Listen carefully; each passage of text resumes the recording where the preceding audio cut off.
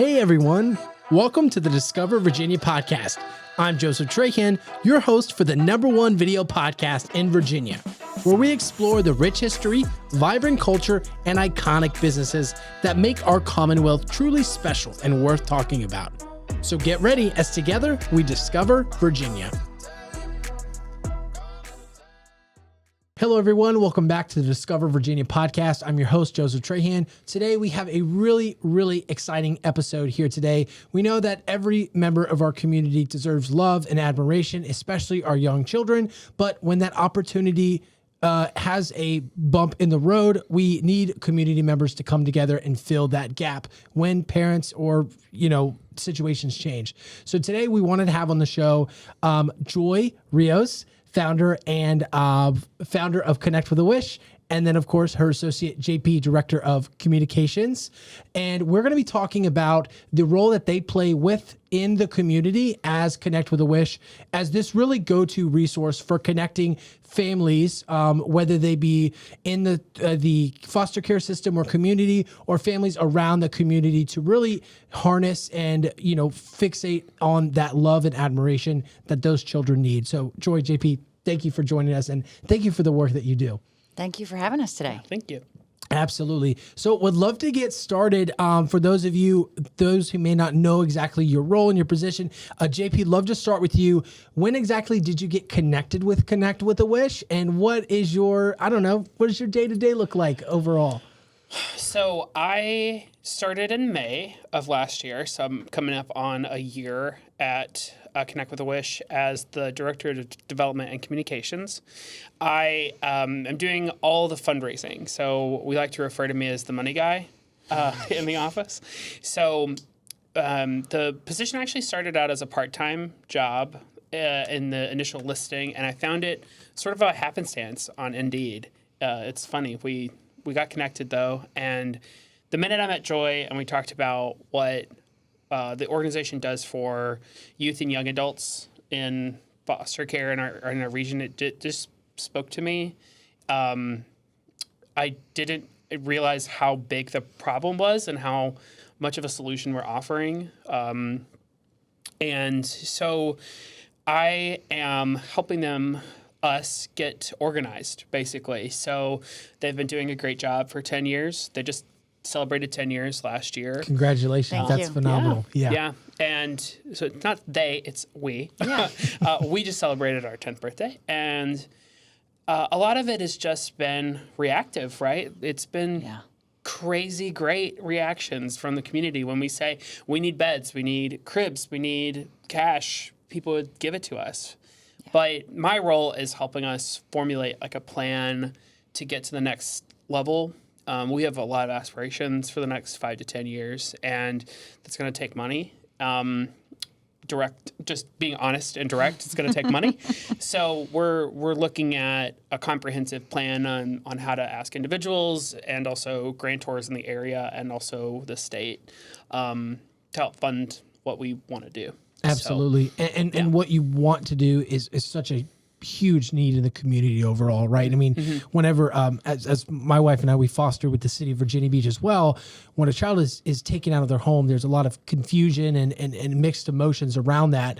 Part of that process for the child is to feel as much loved as possible, regardless of whatever home they're in. So that work is so much needed, and they can't put a price tag on that. Honestly, no.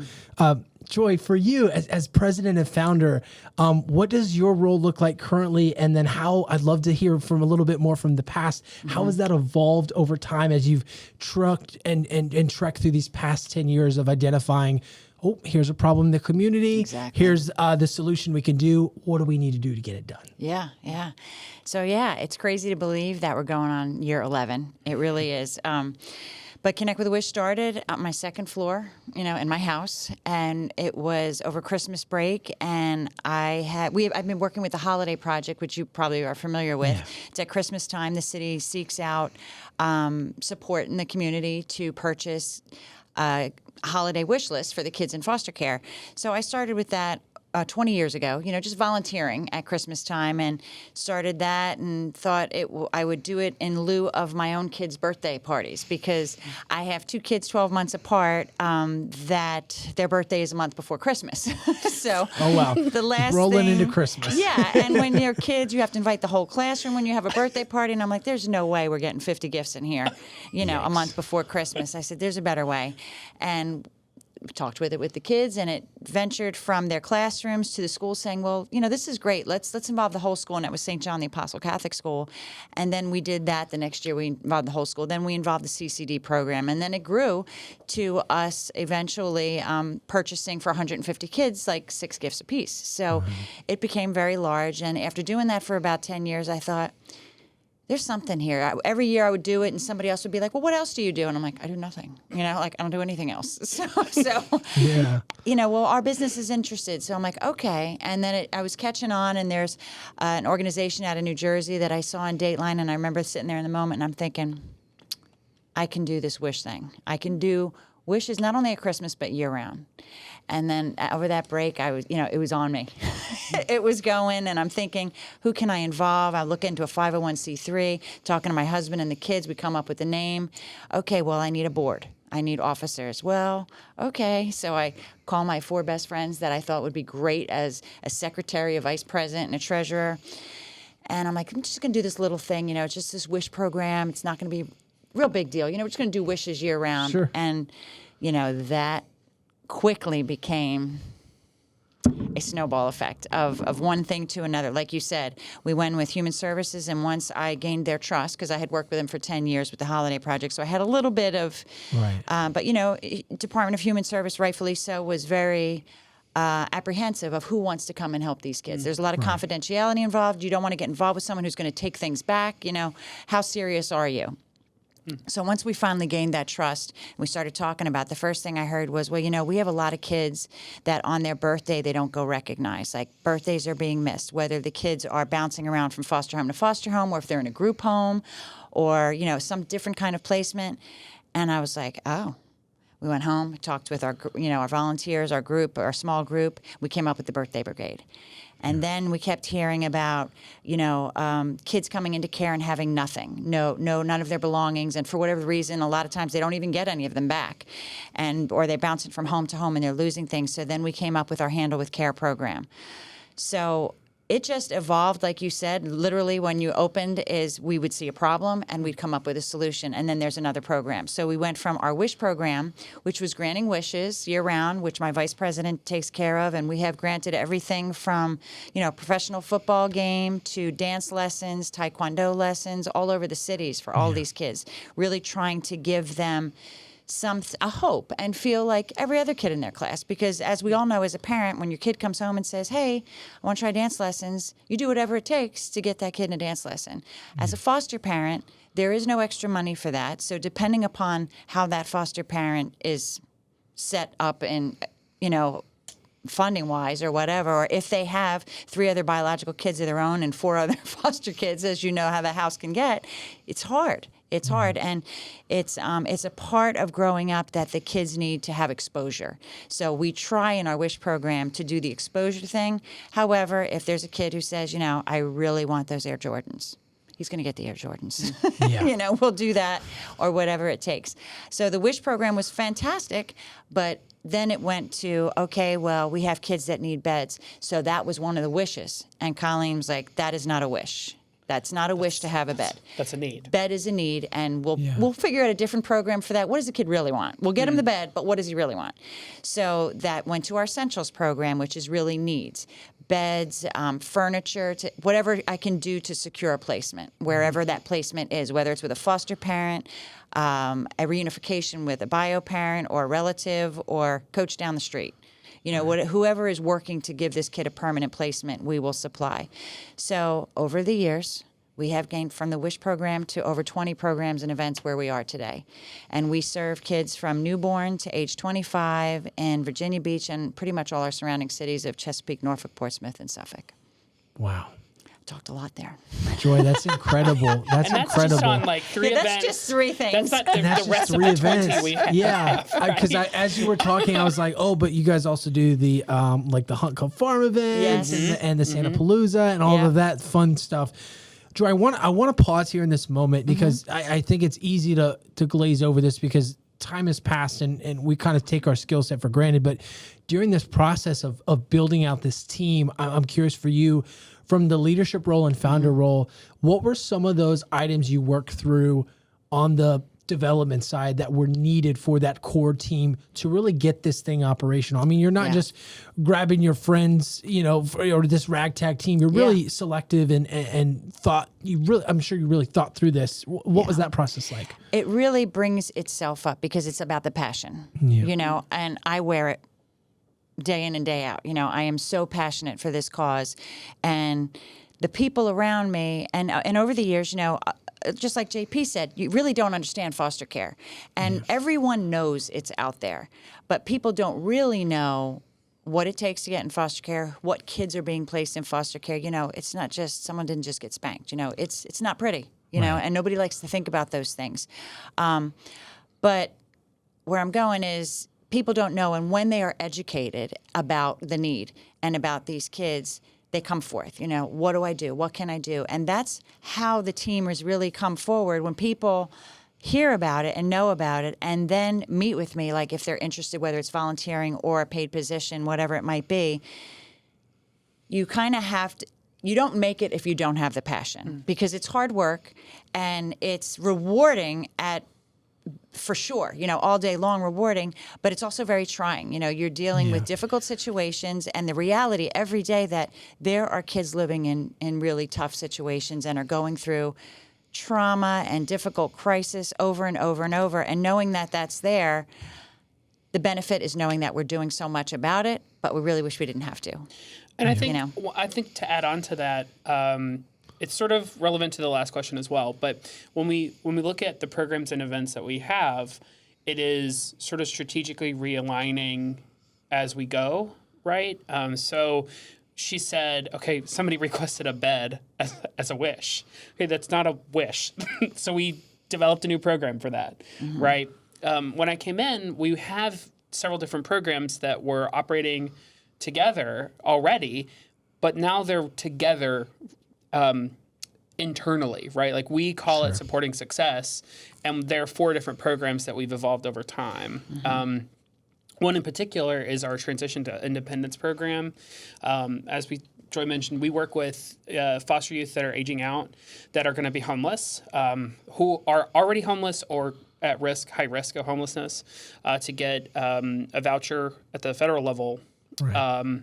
And that program didn't exist 2 years ago, right? So I think that it is a constant reevaluation. It's an evolution, as for sure. the problems present themselves to us. Yeah. And we never know when that's going to evolve, right? Or when that but when we need to provide a solution to a new facet that is presenting itself to us, right? So along with that comes the reality of what money do we need? Is this a paid position? Is this a volunteer thing, right? So it sort of evolves. The first step is identifying that there is a problem that we need to help solve. What's our role in it, and who do we need to hire another person? Correct. Yeah, absolutely. Because we truly are grassroots. We started, and to this day, we've been fortunate enough, and I've been blessed enough to not to have a salary. My vice president, all the work she does, our officers, none of us, and we did as much as we could for as long as we could before we had to hire someone. We were a couple years in before we had our first hire, and now we're at 6 paid employees and 4 interns. But the work we do and what we're able to turn out in there, the nonprofit world is special. Absolutely, yeah. If you don't have the passion, you don't belong there. And with that passion, you can do amazing things that are bigger than all of us, and that's what's happening.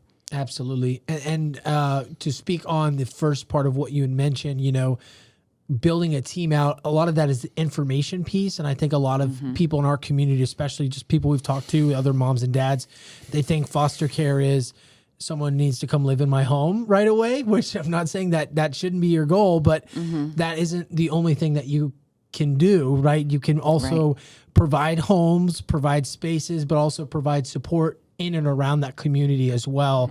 I'm curious for you, Joy, and also for you, JP, as far as the activities go that help you guys continue to flip the switch on for, let's say, local government agencies as well as statewide government agencies.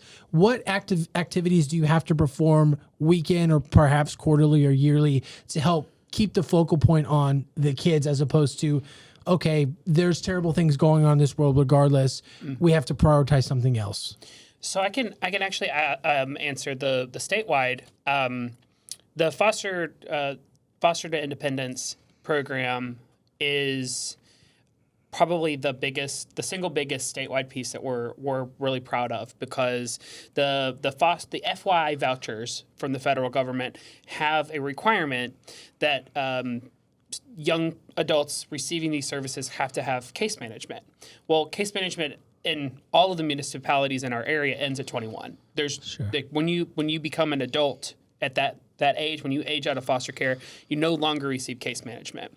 So we're helping 20 people, and we're about to have 4 more housed by the end of March, or actually April probably, and we're actually working alongside the city of Virginia Beach. We're one of 15 municipalities in the whole Commonwealth of Virginia that are actually successfully placing youth in foster care on these vouchers. And that's just it's not being well implemented nationally, right? Sure. So we're having a lot of success where other municipal governments have not had it. So we're in regular meetings with Virginia DHS, with Virginia Beach DHS as well. And they're holding up our model as one that's really successful, because we are successful where others have not had that success. And I wouldn't call it a failure, but it's just really difficult to make it work. Well, it's funding as well. The funding is not there, and the case management piece is really difficult for city governments to figure out. Yeah. So it's currently, regardless of what's going on in the world, like you said, this piece is homelessness. Right. And it is a big thing in the world today, and it's huge in our community. So you can't ignore it. I mean, it's not good, but we're getting attention there, and the Fostering Youth to Independence voucher is a gift that came out about 4 years ago. Virginia Beach applied for it, I think, about 3 years ago to have these grants within our city. And after doing it for about a year, I think they were able to house maybe 2 kids in a year and a half or something like that. But it was the case management piece that JP mentioned that is difficult. And we have been very blessed with Hampton Roads Community Foundation to help us with that piece, because that was my first really big salary that I had to hire. I met with DHS, which I work with all the time, because obviously to do anything in foster care, you cannot go directly to a kid. We work through the social workers. Right. So, and I have MOUs with the cities, that we can do this. So we met with Virginia Beach because we were spending a lot of money and having a huge increase after COVID with emergency housing. Kids just falling out, can't pay their rent, evicted, blah. Once that eviction thing went off, it was like a tidal wave coming at us. And it was really bad. And, in conversations, they're like, well, there's this voucher. I'm like, well, what is going on with this voucher thing? Like, what can we do? So we all met together and we got some explanation on it. And the case management piece was a holdup, because the workers, they have a full load of kids under 21, and to be able to walk through somebody going through a voucher, which has a lot of deadlines, a lot of information, going to rent a place, leasing, all that. It's a lot of work. It's a lot of work. And I was like, okay, we'll do it. I didn't have the case manager yet. So kind of rushed through it, and we pulled our employees together. Like, we picked up the pieces, and I'm like, oh no, we got to do this. We have to really do this. And then I hired someone, and I thought, God's got me. God's got me. Yeah. And we filled out the grant application, and I was able to receive my first case management salary. And she went ahead and booked 15 kids, you know what I mean, in a year, a little over a year. That's incredible. We work with Virginia Housing and Redevelopment and DHS, Virginia Beach, and the 3 of us meet monthly, and we continue to perfect this program that is constantly evolving as well through HUD. And we have found ways where there's really nobody else in the state that's doing it to the magnitude that we're doing and able to make it happen. But it's the funding piece that other localities are really struggling with, because the state is not giving money to fill that case management piece. And to be honest with you, you need that piece. Otherwise, the voucher is going to be a failure. You know what I mean? Like, the kids need that support to make it happen. So we wrap around with the case management piece, our Connect to Careers program, which works on independent living skills. So they're really supported with us to make this successful. And yeah, we're close to 20 kids probably by the end of the month, and growing. And I had to since hire a second case manager, and we are now getting ready to sign an MOU with Chesapeake so that they will start the program, and then we will case manage those kids. And as long as the funding keeps coming in, I'll take all the cities, because this is truly a gift. You know, it keeps the kids off the streets. Our kids are very vulnerable. Now, safe and affordable housing is rare, and where we're putting the kids does not necessarily excite me, who will take these vouchers, but it's so much better than being homeless. And, you know, we move on to our Take Two community, which is our housing project that we have been working on internally for a couple of years, and knocking on doors and you know, working with Housing and Development City Council, trying to get a piece of property or a structure that's already there for us to make an exclusive housing project for kids aging out of foster care. Right. So there is no lapse, and we're not having to hotel kids and stress them out and us break the bank on hoteling kids for months before a voucher becomes available. So there would be no lapse in that. And then they would also have the community of being with other kids going through what they're going through, and the wraparound services that we provide. So that's our next step moving forward when JP talks about all that money that's needed and the growth. That's it, Take Two community. And I call it Take Two because I feel like up until 21, our own kids who have been supported, and maybe your biological owner, what have you, at 21 are really not ready to cut the cord, you know? No. And then you have these kids who have been through such trauma, and at 21, when they were learning those independent living skills, it was in one ear and out the other. They were not prepared. So I feel like Take Two, after 21, we're going to do this again. We're going to do it our way, and we're going to really try to make this stick, you know?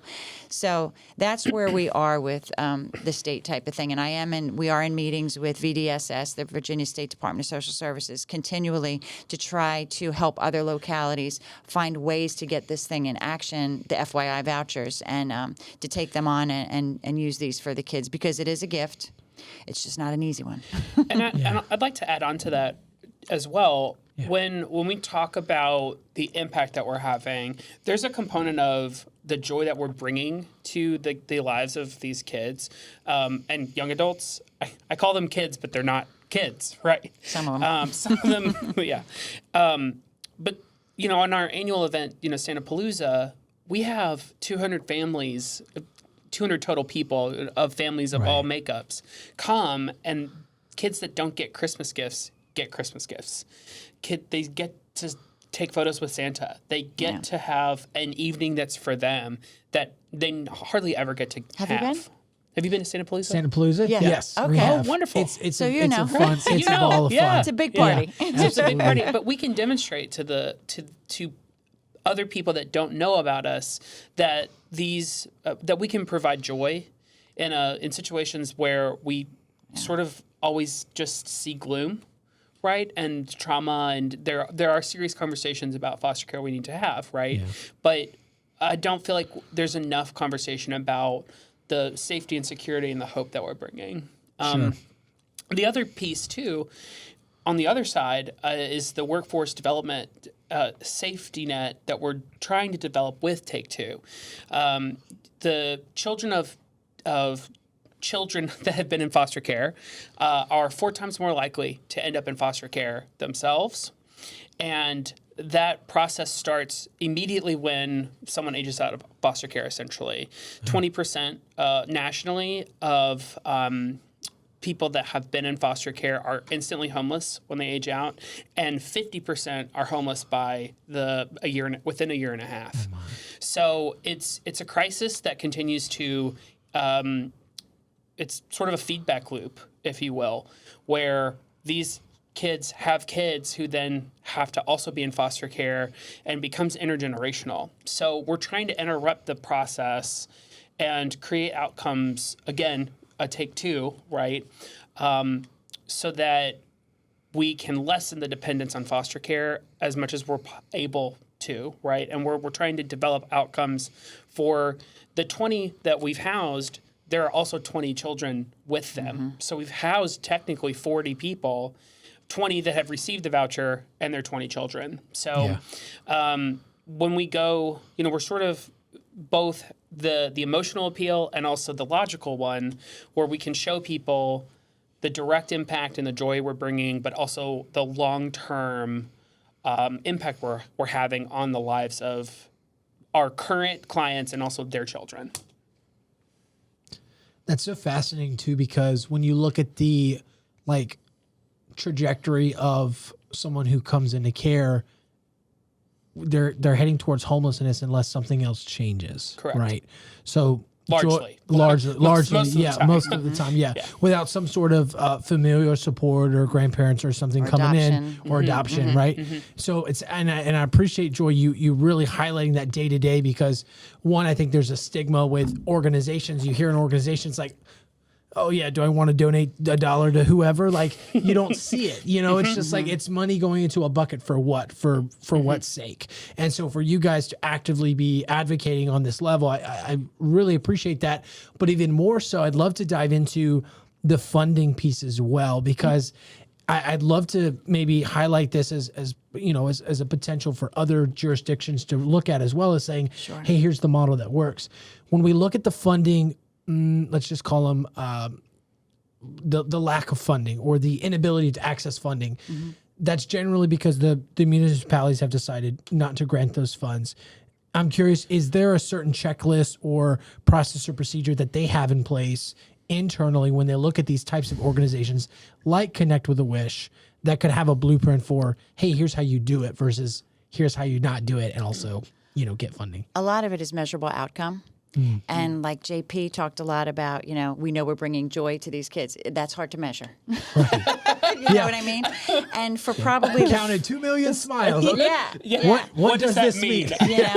We've probably for the first 5 or 6 The municipality years. says how much of them are paying taxes, right? That's what they're asking. Correct. Yeah. I mean, for the first 5 or 6 years, when we would apply for different, smaller grants, even, you know what I mean, or anything like 5,000 over, measurable outcome, and we're like, well, we can tell you how many beds we gave out. We can tell you how many, birthday things and handle with care bags that we've done, and we know those kids were able to brush their teeth that night.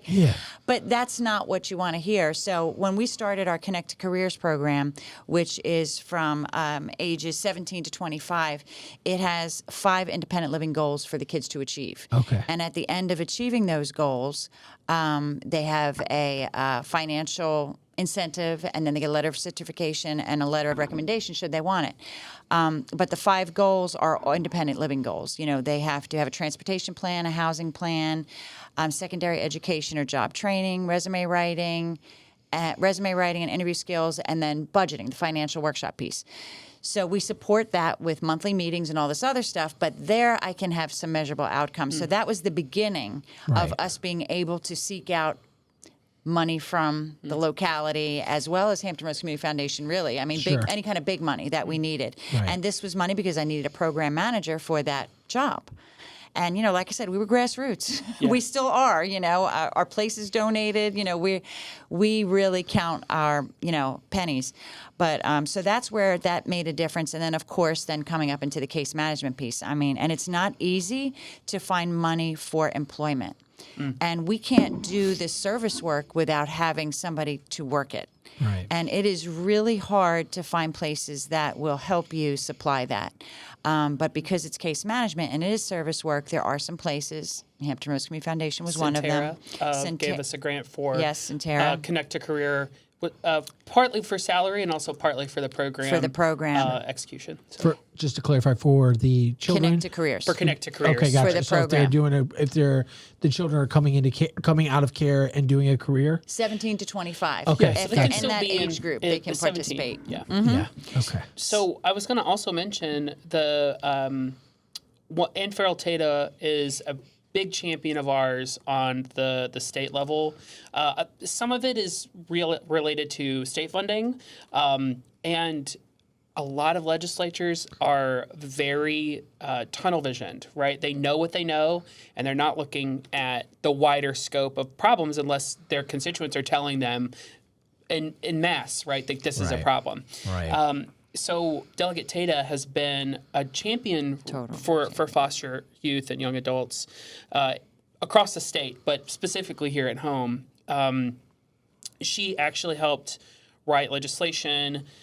Recently, it didn't pass, but it got farther than it's ever gotten to help raise the age out age to 23. Yeah. It got to the Senate this year. We're very excited about that. Even though it didn't pass, we're hopeful. Because I say back in the day. I mean, like my grandparents' generation, 18, you're out of the house. Correct. But now with cost of living and rising prices, I mean, 21 to 23. I mean, that's more realistic to the cost of living today. Yeah. So it got to the floor. This is the second year she put it, and this year it got to the Senate floor. So we're hopeful, and she's going to take it back next year as well. And she also got a bill passed to help cover the cost of tuition, room and board. Tuition was already done. She added the room and board, for college students, which was huge. Oh, that's amazing. It was incredible. It was huge, and it happened. It went through this past July, and our Vice President Colleen works with our college kids because years ago when we started, what got us on this rant was the first FAFSA form that came back. Only 3% of the kids in foster care go to college. So in my book, only 3%. 3%. So those 3% should have the red rug put out for them. I mean, they've made it this far without parents. They've got accepted to a 4-year school. If anybody's going to get any funding, right? Yeah. They should get all of it. It would be them. Michael, clip that, please. 3%. So That's it crazy. did. Well, only 50% graduate high school. So if you make it to that 3%, that's really something.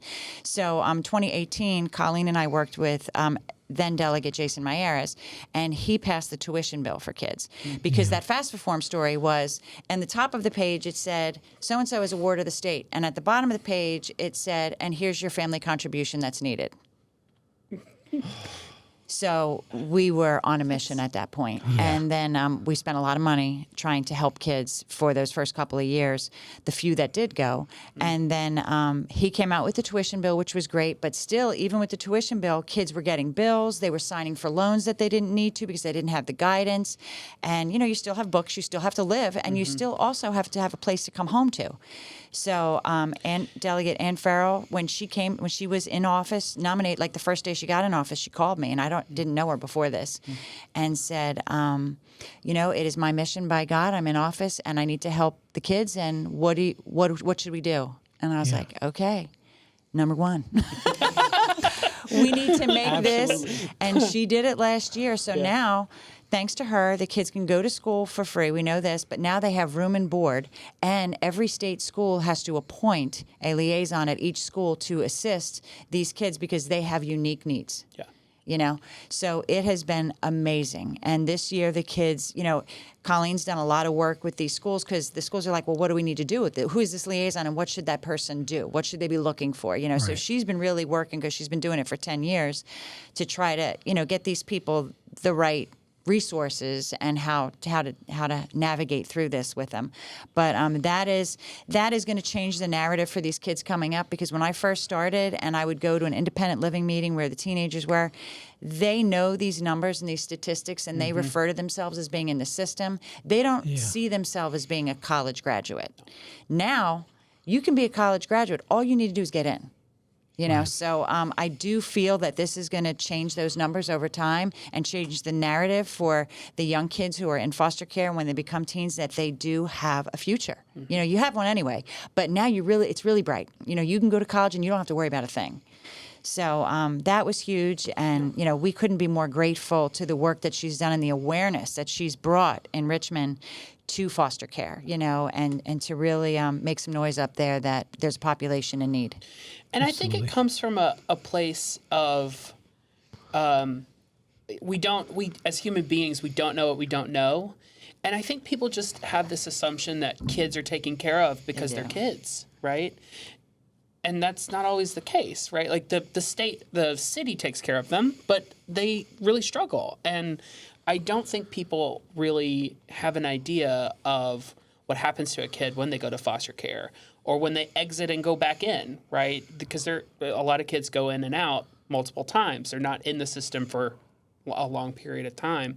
So it's not necessarily a criticism of any particular politician. It's just I don't think people realize the kinds of problems that our population face on a day-to-day basis, much less a long-term one. Sure, absolutely. And to speak on that, JP, you know, it's definitely rooted in community and how we see and interact with one another. And you brought up a great point, and I would love to share some of these resources here.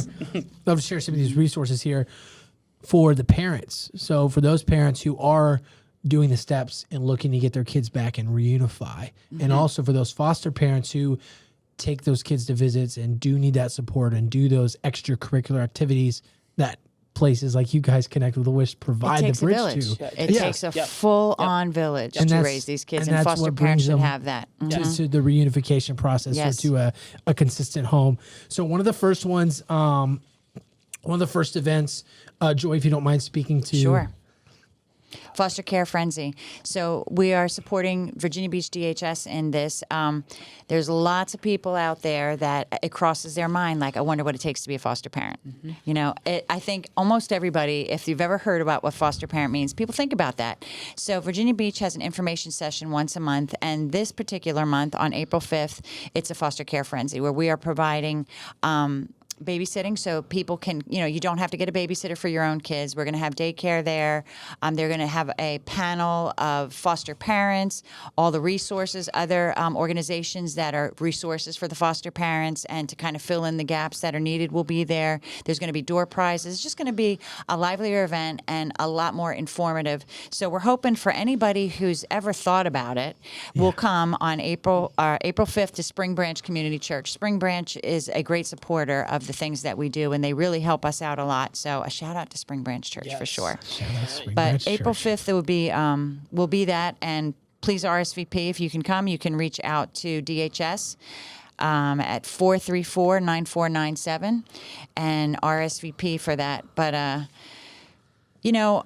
And then you can come out, and if foster parenting is not for you, like you said, there's lots of other things you can do in the community to support the families. I mean, just bring in a meal. Bring in a meal. Like, just go to Panda Express. Shout out to Panda Express. We'll do a collab if you want, and just bring some over. I mean, that's as simple as that can be, right? Yeah, you don't have to take someone in your home right away. Or cut the lawn, because foster parents, it's not for everyone, because it is a huge undertaking. I mean, it really is. These kids come with a lot of appointments. There's, not only the visitations with parents, there's counselors, there's doctors, there's such a huge schedule.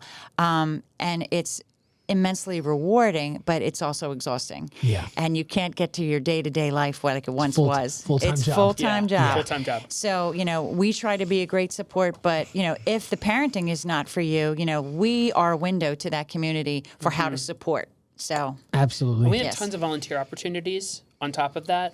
Like in our office and throughout the year, we have a clothes closet in our offices or near the courthouse, and we have a clothes closet that every month or so we have to go back in and reorganize because it's a catastrophe. Because it's just in and out. So, it was busy. My gosh. Yeah. It's so fascinating. You guys mentioned the Richmond piece as well. It's Ann Farrell. Delegate Ann Farrell Tatum. Gotcha. Make a note of that, please, Michael. Yes. We've had some wonderful projects up in the Richmond area as well. Some folks in the political community. So that's definitely a fun conversation to steer their way as well. Oh yeah. As we look ahead to the future, I want to cover this event last, but as we look ahead to the future, obviously you guys are steamrolling this process because it has to get done. There's no road that's paved, and you're cutting down the trees, you're paving the way, and you guys are moving at a fast pace. What is the future of the next 10 years? If we look ahead to the 20-year anniversary of Connect with a Wish. Great question. JP's he's a professional opera singer by night. He still works at Connect with a Wish by day. What does that next 10 years look like? What do we look like then? Growth, definite growth. I expect to get a bigger reach to our kids. You know, there's things that can be perfected still because communication is huge. There's a lot of turnover with foster parents where your kids are placed, the social workers, the different cities.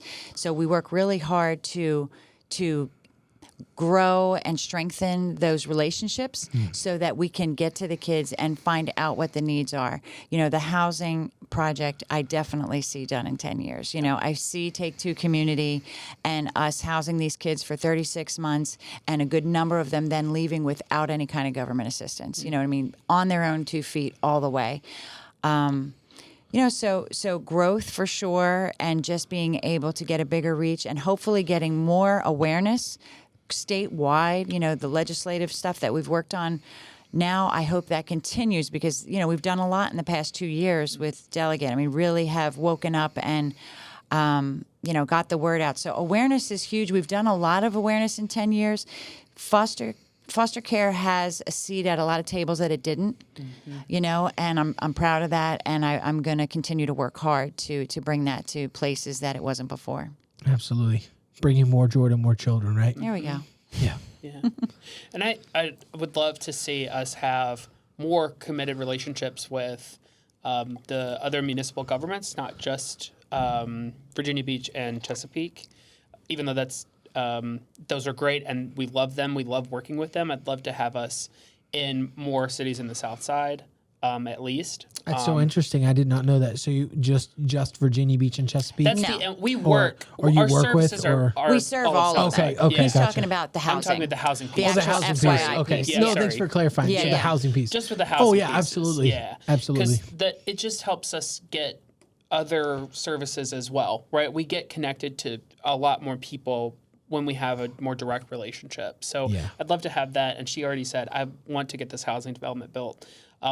It's critical. We're spending quite a lot of money on hotels. We do it gladly, but it's a lot of work housing them in hotels that we could just be in one place. And we're hoping to also have our offices there. So everything is like in one spot instead of sort of everywhere right now. Right. It feels a little bit, there's a little bit of storage, there's a little bit of hotels. Yeah. So I'm Kids ready here. for us to be one spot and really connecting a bunch of branches into one tree, if you will. Sure. Yeah. Absolutely. Well, we are so excited for that journey and to continue alongside you guys and support you.